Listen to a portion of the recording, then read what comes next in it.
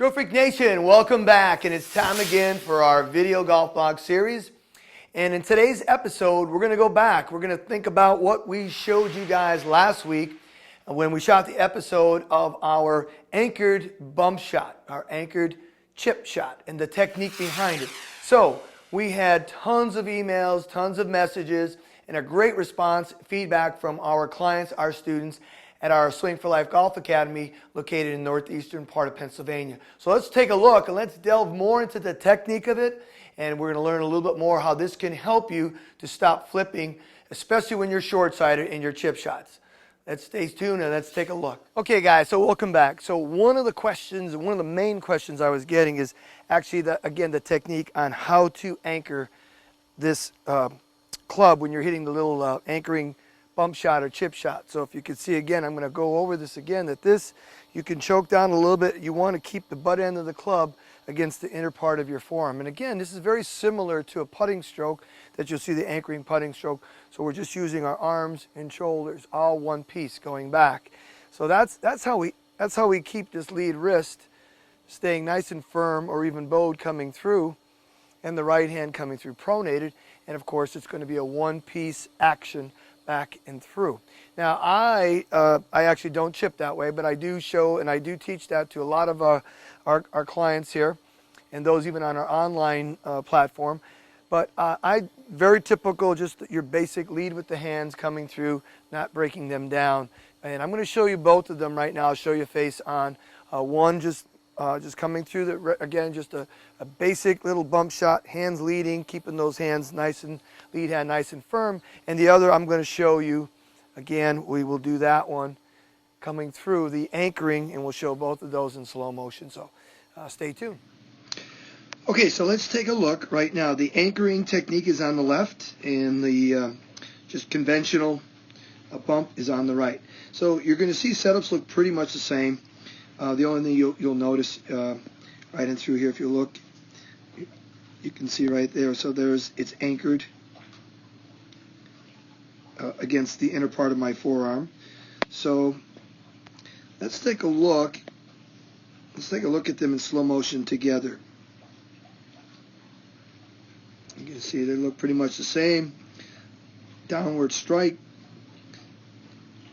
And you're going to see probably just a little bit more of an extension of my lead hand on the conventional one versus the one that's inside my forearm, which is the anchoring technique, only because I've got to keep it in there anchored. But if you look at the hand positions, let me just get this one close to coming through, and I'll bring this one back. You're going to see they look almost virtually identical right there. Again, you're choking down, so you're going to see my my spine angle. I'm a little bit closer to the ground because I do have to choke down to get this anchoring technique to work. So if we look at it from a standpoint of shaft lean and what are the hands doing at impact, let's take a quick look. So there's impact there. So there's a conventional. That's my normal chipping technique. We're going to see how long it takes before that club head finally passes my hands. It's right about there. So there's a good amount of penetration, downward penetration, some spin. This ball jumps in the air, a lot of ball speed there, but we're not really worried about that. This is just a little bump and run shot, but it's just the technique of keeping this ball on line and getting some nice spin on it. So we'll take a look at the anchoring technique, and we'll compare lines. And we're a little bit in between frames. So we're probably right about there. So just maybe a little bit less shaft lean coming through. But what I like is, and this is going to really help a lot of amateur players, you're going to still see some really good down the line penetration after the fact. And you can see right there, that's about 6 to 8 inches before that club head finally passes off the hands. And you can see there's just one piece technique, and there's no flipping at all with the hand. So I hope you guys enjoy that.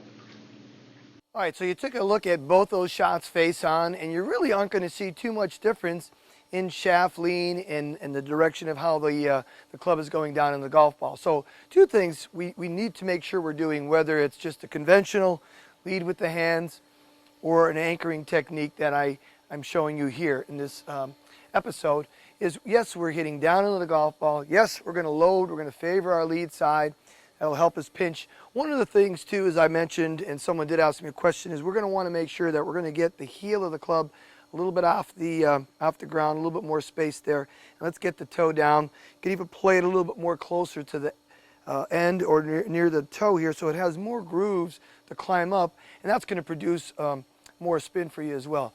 So I hope you guys really enjoy that. The second part of the anchoring, the bump and run and the chipping technique there that I showed you guys, and I hope I answered a lot of the questions that we had coming. So again, DrillFreak Nation, we love you guys. Peace and love. We're going to catch you guys back again real soon. Remember, we are always in this together. You know what? Maybe I'll just drop a ball here right now. Let's see what it looks like. Yeah, we got the camera going, right? We cannot make a mistake.